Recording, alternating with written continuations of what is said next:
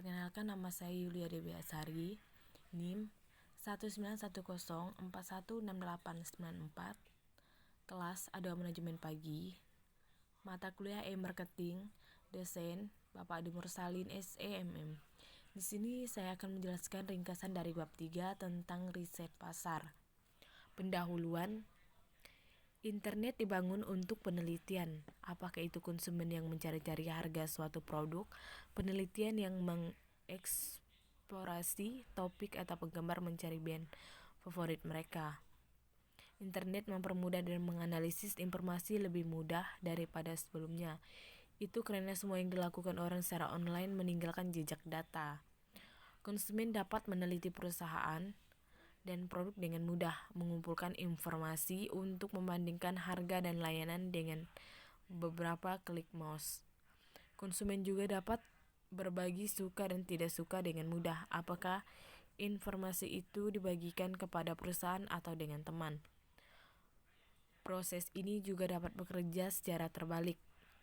Merek dapat mempelajari siapa pelanggan mereka, apa yang mereka minati, bagaimana perasaan mereka tentang merek, dan waktu serta tempat terbaik untuk terlibat dengan mereka. Inilah yang dimaksud dengan riset pasar online. Konsep dan istilah-istilah kunci. Pentingnya riset pasar. Dalam berbisnis, Anda harus melakukan riset terlebih dahulu. Mengapa riset pemasaran sangat penting peranannya? Karena dengan melakukan riset tersebut, Anda yang akan berbisnis menjadi tahu apa saja yang sedang dibutuhkan oleh pasar atau masyarakat. Dan Anda pun jadi mengetahui siapa saja pesaing-pesaing dari bisnis yang ada tersebut. Dengan begitu, Anda dapat membuat produk yang sedang dibutuhkan oleh pasar, dan produk Anda juga dapat bersaing dengan pesaing yang ada.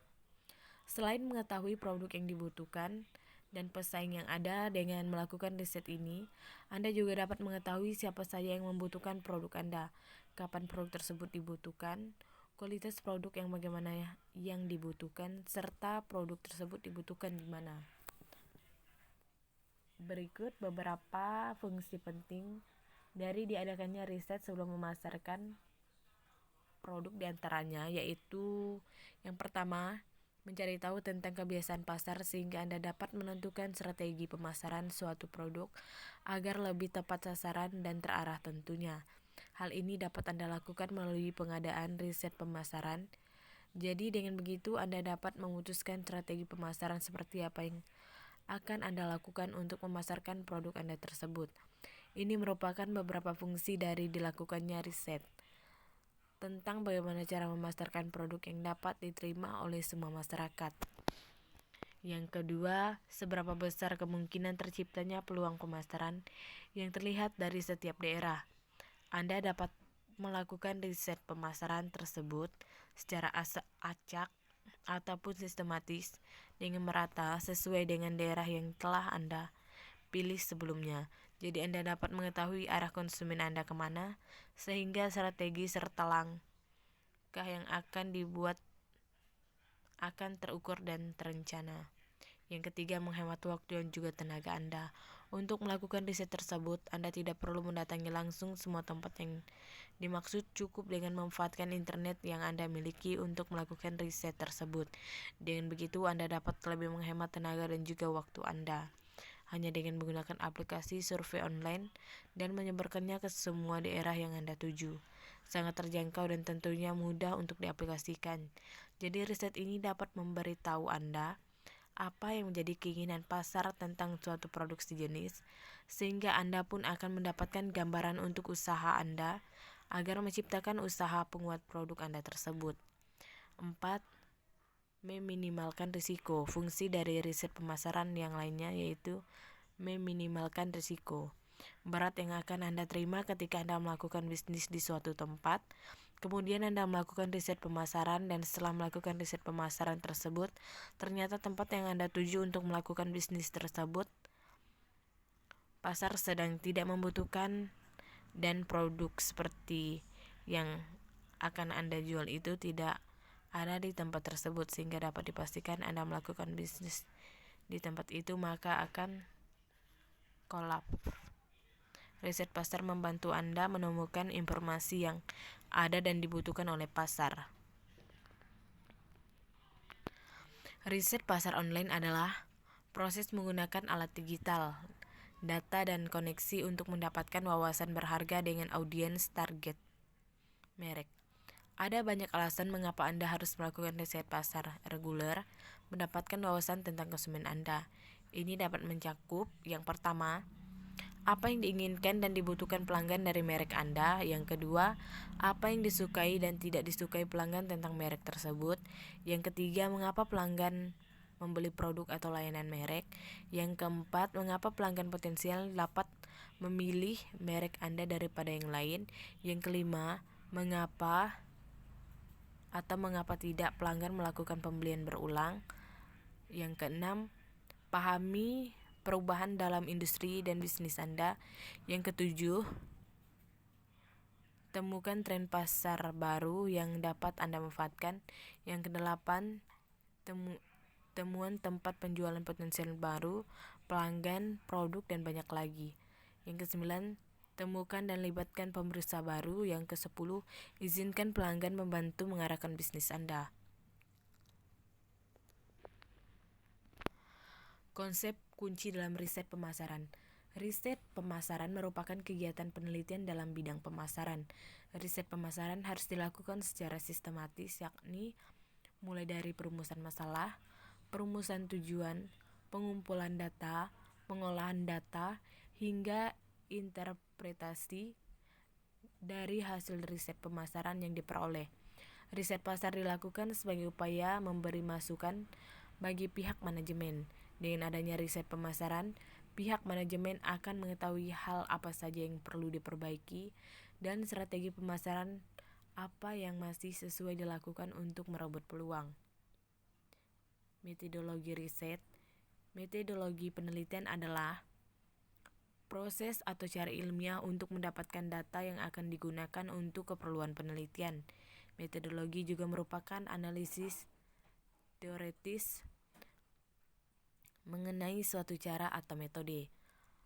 Prosedur riset online yang merupakan tahapan saat ini akan melakukan riset online.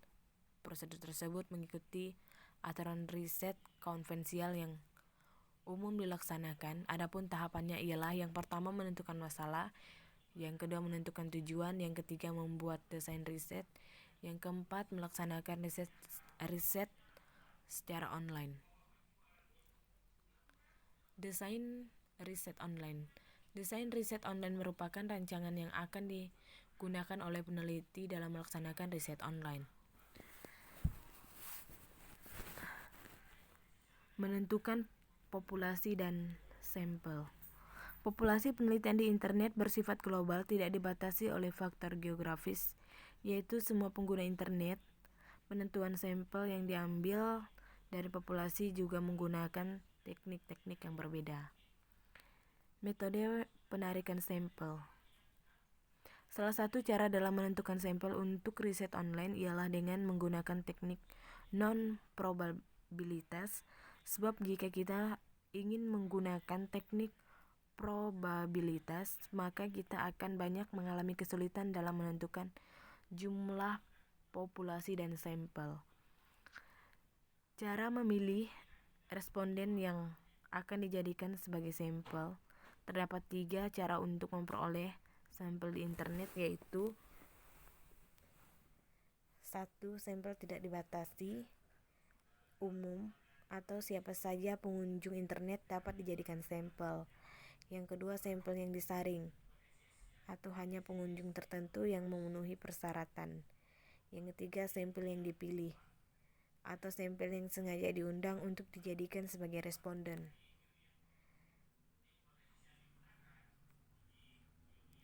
Membuat instrumen koleksi data online.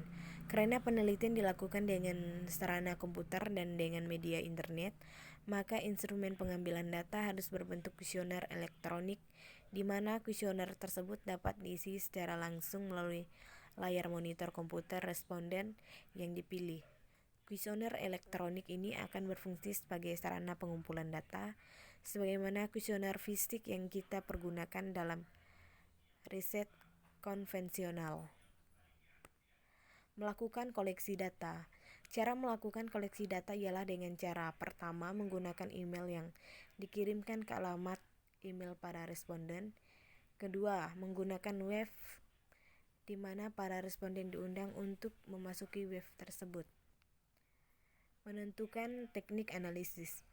Model analisis dapat dilakukan dalam 2 tahap, yaitu analisis deskriptif dalam bentuk tabulasi frekuensi yang secara otomatis melalui program yang sudah dibuat dapat ditampilkan melalui layar monitor dalam suatu website, dan analisis lanjut dengan teknik analisis statistik inferensi sesuai dengan tujuan penelitian dapat dilakukan dalam sarana penyimpanan data di server yang kita persiapkan.